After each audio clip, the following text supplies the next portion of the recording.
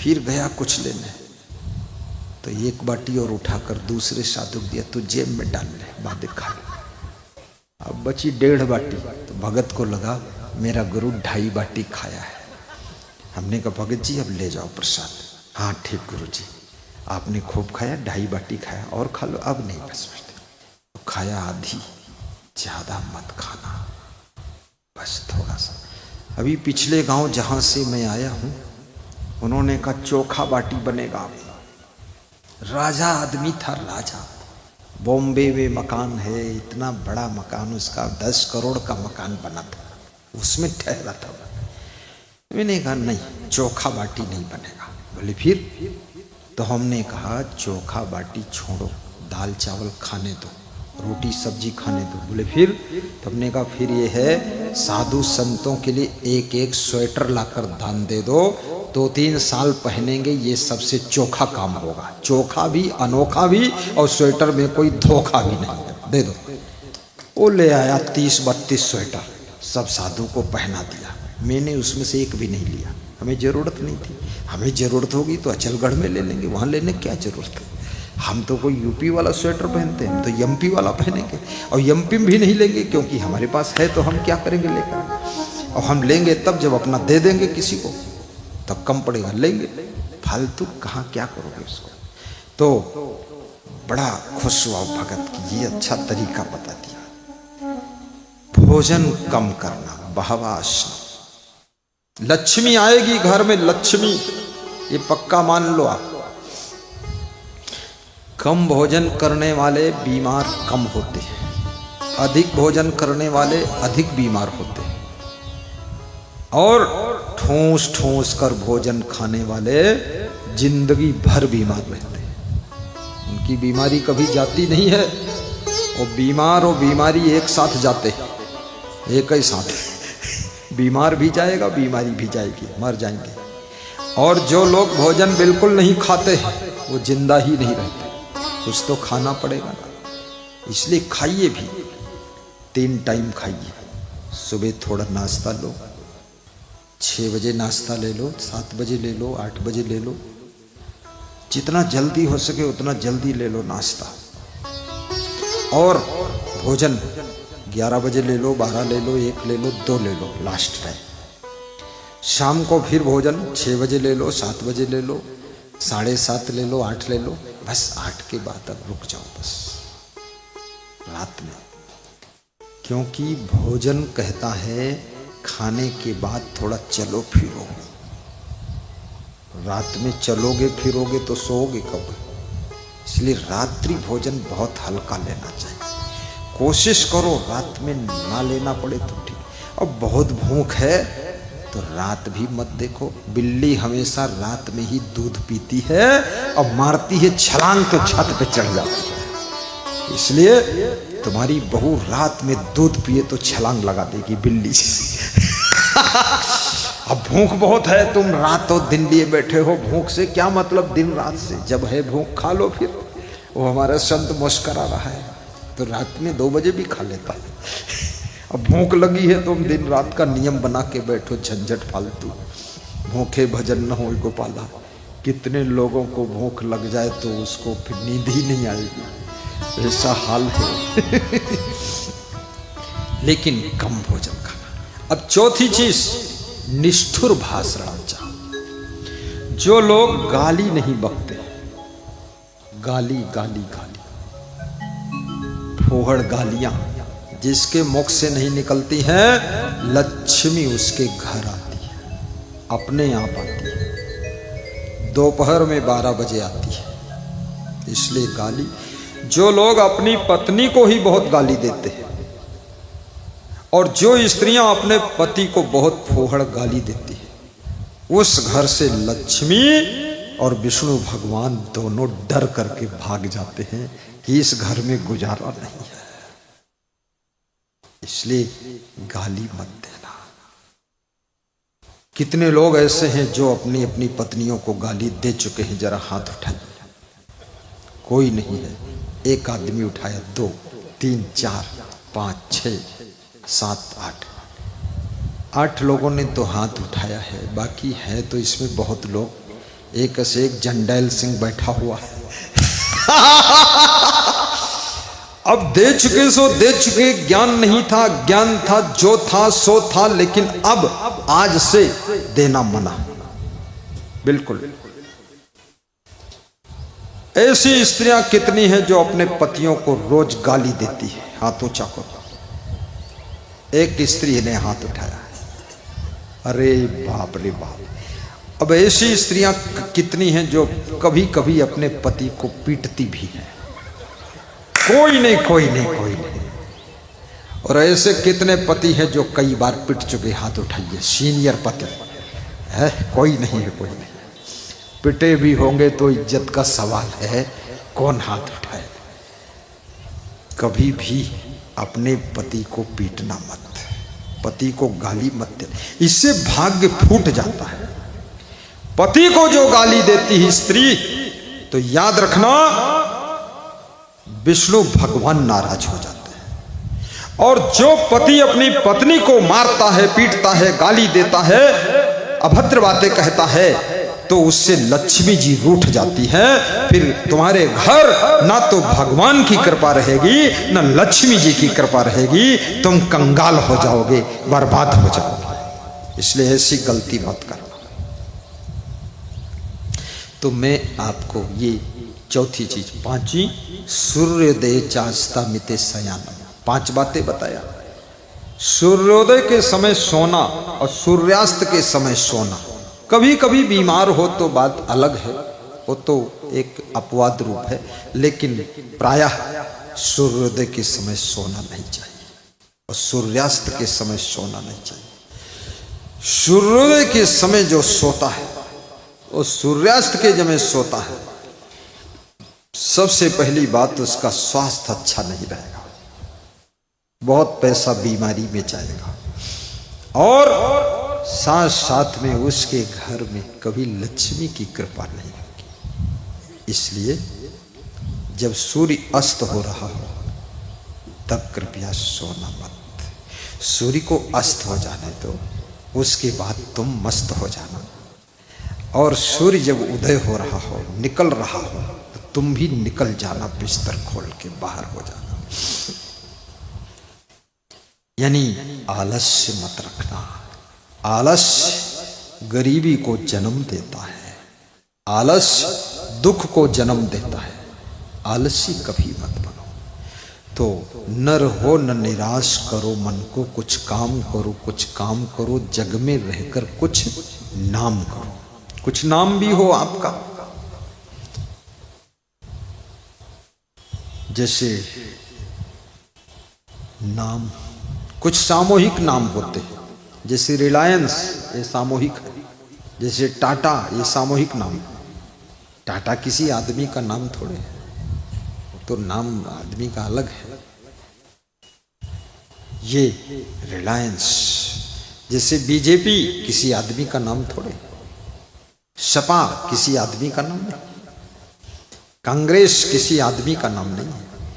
ये एक संगठन का नाम है, एक पार्टी का नाम है, और पार्टी के नाम से काम होता है। जिस पार्टी की सरकार है, उस पार्टी का कोई नेता किसी ऑफिस में पहुंचे और लोग बताते हैं कि अरे नेताजी आए हैं, तो अफसर लोग भी थोड़ा गुंजाइश कर देते हैं। नाम, पार्टी का नाम, कंपनी का नाम। जैसे महिंद्रा कंपनी, महिंद्रा, अरे महिंद्रा कंपनी के मालिक का नाम तो आनंद है, और उसने फिर अपनी कंपनी का नाम महिंद्रा रखा, तो अपने नाम में जोड़ दिया आनंद महिंद्रा। टाटा जी की कंपनी का नाम टाटा, तो उनका नाम था रतन, तो रतन टाटा कर दिया उसको। ये टाटा। ऐसे ही इतनी मेहनत करो, तुम्हारे घर का भी नाम होना चाहिए। भगवान कृष्ण ने ऐसे कार्य किए, आज मथुरा का नाम है। मथुरा की पूजा होती है, मथुरा की गलियों की पूजा होती है, और मथुरा के आसपास नंदगांव, बरसाना, जहां जहां भगवान ने पैर रख दिया, जहां जहां सो गए, और जहां जहां भगवान ने खेल कूद किया यमुना किनारे, सब पूजा ही हो रही है। तो याद रखना, जहां तुम्हारा जन्म हुआ है, अचलगढ़ का नाम भी थोड़ा पैदा कर दीजिए। बोलिए सदगुरु भगवान की जय। सेहराई का नाम भी पैदा करो। सेहराई वाले साहब कभी सेहराई भी बुला लेना शर्मा जी, कोशिश कर लेना। सेहराई वालों को मैं सोहरा रहा हूं, को सोहरा सोहरा कर सेहराई जाऊंगा। गांव गांव में गुरु को जाना चाहिए। जीवन में कम से कम एक बार गुरु जी आ जाए, सत्संग सुनाए, दर्शन दे, गांव की अला बला निकल जाए। और आज अंतिम दिन है, आज सबको दान भी देना है। कि जितने दान डिब्बे टंगे हैं सब भर देना है कुंभ के लिए। और सबसे बड़ा दान दारू का दान देना है, बीड़ी का दान देना है। यहाँ मैंने देखा बीड़ी बहुत पीते हैं लोग। मैं 3 दिनों से रिकॉर्डिंग कर रहा हूँ, रीडिंग कर रहा हूँ, इतना लोग बीड़ी पीता है। महिलाएं भी बीड़ी पीती है और पति पत्नी कंपटीशन पर बीड़ी पीते हैं। पति पूछता तूने कितनी पिया, तो बोलती 10। तो 10 में क्या किया, मैंने तो 15 पी लिया है। और दोनों एक दूसरे के मुंह पर धुआं फेंकते हैं, धूम फूं। ऐसा ये देश में बीड़ी पीने वाले बाजी मार गए। और दारू भी बहुत पीते हैं लोग। दारू पी करके लोग पाँव छोड़ने आते हैं कि ऐसा आशीर्वाद दो, 3-3 बोतल रोज पीऊं। अरे ये दारू की आदत आज दान करना है। तुम्हारे दारू की आदत से, बीड़ी की आदत से, मसाला की आदत से, पान पुड़िया की आदत से तुम्हारे माता पिता दुखी हैं, तुम्हारी पत्नी दुखी है, बहुएं दुखी हैं, सब घर परेशान है, तुम खुद परेशान हो, तुम्हें बीमारियों ने पकड़ लिया है। आज गुरु जी का आदेश है, उपदेश है, संदेश है कि आज मांस मछली अंडा नशा शराब मुर्गा दारू सब को त्याग देना है, गुरु के पंडाल में सब डाल देना है और आज पवित्र जीवन जीने का संकल्प ले लेना है। बाबा जय गुरुदेव का संदेश था शाकाहारी बन जाओ। बाबा जय गुरुदेव ने बहुत बार कहा था ऐसी बीमारियां आने वाली है, शाकाहारी बन जाओ नहीं तो बचना मुश्किल होगा। बाबा की कोई सुना नहीं, बाबा तो चले गए। लेकिन कोरोना बीमारी आ गई। ये बाबा ने भगवान से कहा ये दुष्ट मानेंगे नहीं, इनको खत्म कर दो। ऐसी कोरोना आई है, मांस मछली अंडा मुर्गा खाने वाले 90% मरे हैं और शाकाहारी लोग 10% मरे हैं और गांव वाले लोग 5% मरे हैं। शहर में ज्यादा गंदगी में रहने वाले लोग 90% साफ हुए हैं और ज्यादा रिश्वत खाने वाले पूरा मर गए हैं। एक कोर्ट में तो 60 जज मर गए, नाम नहीं लूंगा। जज ने ही बताया था हमारे 60 जज मर गए। हमने कहा तू कैसे बचा? बोले हम तो आपका नाम ले रहे थे, असंगदेव बचा लेना बचा। हमने कहा तेरे को भी मर जाना था। बोले मैं गुरुजी सुधर गया, अब नहीं रिश्वत खाता हूँ, न्याय करता हूँ। तुम न्याय नहीं करोगे तो कोरोना आकर न्याय कर देगा, तेरी ऐसी तैसी। ये कोरोना ना इसको जज रोक सकता है, ना डीएम, ना पीएम, ना सीएम, कोई नहीं, सबको धराशायी करता है। और फिर मैं बोल देता हूं, बाबा जी गुरुदेव से चले गए, मैं बोल देता हूं अगर अभी भी नहीं सुधरे लोग तो ऐसी महामारी आने वाली है कि आधी जनसंख्या विश्व की साफ हो जाएगी। मंदिर में घंटा बजाने वाले नहीं बजेंगे और मस्जिद में अल्लाह करने वाले कोई नहीं मिलेंगे। ये सब दिमाग ठिकाने कर लीजिए, शाकाहारी बन जाइए और दारू पीना बंद कर दीजिए, शराब पीना मत, और बेविचार भी छोड़ो, कोई फायदा नहीं, इससे सब गंदा काम। फैशन भी बंद करो, जीवन को सुंदर बनाओ। ये बालों को सुंदर बनाने में क्या मिलने वाला है? कुछ भी नहीं, जीवन ही सुंदर हो जाए आपका। आइए गाइए, सुंदर वाह जो सुंदर करई, गुरु की कृपा भव सागर तरई। सुंदर वाह जो सुंदर करई,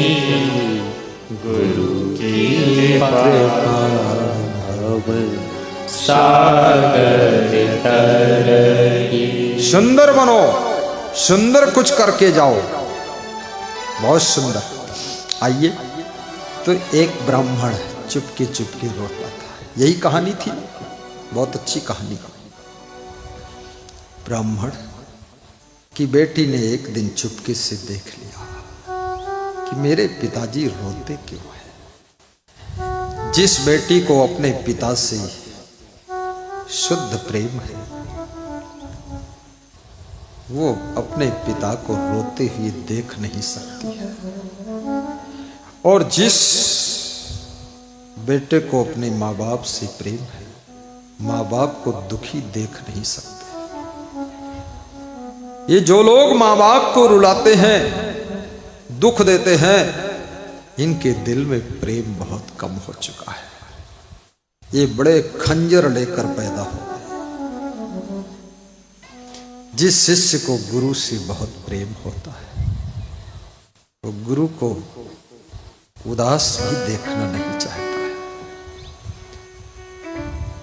और जिस गुरु को अपने शिष्यों से प्रेम है, वो अपने शिष्यों को तकलीफ में देखना नहीं चाहता है।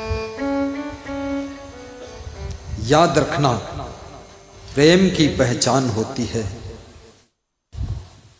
माता पिता की तकलीफ, वेदना तुम्हारी संवेदना बन जाए। शिष्य की तकलीफ, शिष्य की वेदना तुम्हारी संवेदना बन जाए। जिनका दुख तुम्हारा दुख बन जाता है, तो समझ लो उनसे तुम्हारा अथाह प्रेम होता है। तभी उनका दुख तुम्हारा दुख बन गया, उनका सुख तुम्हारा सुख बन गया। जिस स्त्री को अपने पति से बहुत प्रेम है, पति को चिंतित देखना नहीं चाहती, वो स्त्री सोचती मेरा पति गुलाब के फूल की तरह खिला रहे, हंसता रहे।